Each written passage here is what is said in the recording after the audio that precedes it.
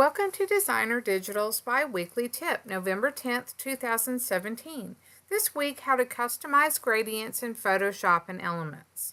In the previous tip, we demonstrated how to use gradients to recolor leafy autumn brushes to give them vibrant harvest coloring. DesignerDigitals is stocked full of seasonal brushes that come as ABR Photoshop brush files and individual PNG images that are designed in black on a transparent background. There are a good number of gradients that come pre-installed in Photoshop and Photoshop Elements, but you can easily create your own gradient to get just the colors that you want for your digital project. Using the gradient editor, you can create and save your customized gradient presets to use and reuse. Here's how. Begin by opening a digital project, paper, or photo. You'll match the colors in this document to create your custom gradient. If you're working in the full version of Photoshop, select the Gradient tool, which shares a space on the toolbar with the Paint Bucket tool. If you're working in Photoshop Elements, the Gradient tool is just to the right of the Paint Bucket tool in the tool bin. Locate the Options bar. In the full version of Photoshop, it will be across the top of the screen, and if you're working in Photoshop Elements, it will be underneath your working document at the bottom of the screen. It will be called the Tool Options. In the Options, locate the gradient. It'll either be colored like this one, or it could be a black and white, like this. Next, click the gradient itself. Don't click the down arrow, you'll just get the gradient picker. But if you click on the gradient itself, it opens up the gradient editor, and this is what you want. In the presets section, choose a gradient that you want to alter.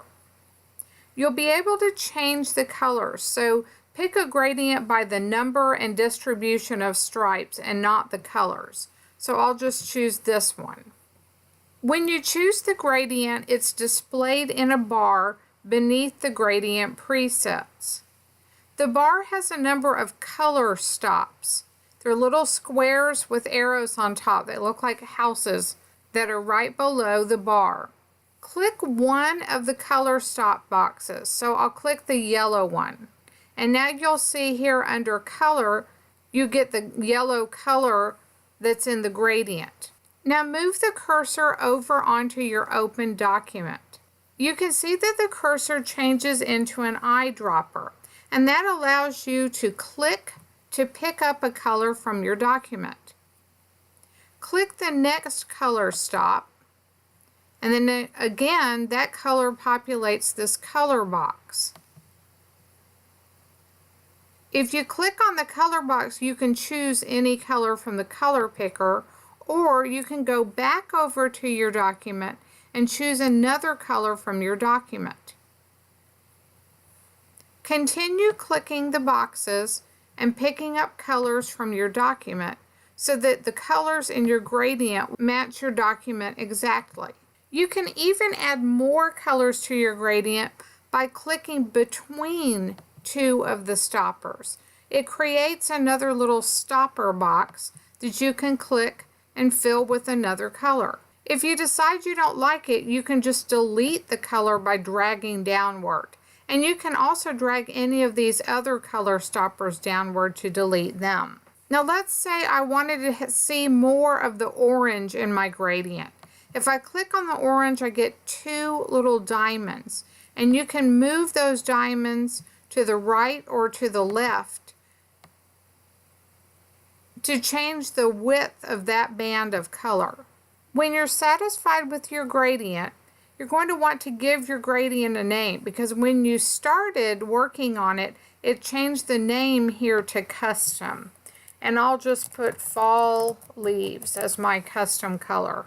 After I've given it a name, then I can click the new button. And my new gradient populates here at the bottom of the gradient picker. In Elements, instead of renaming, all you have to do is click the Add to Presets button. Your gradient appears at the bottom of the gradient preset box, and then you can click OK to close out of the editor.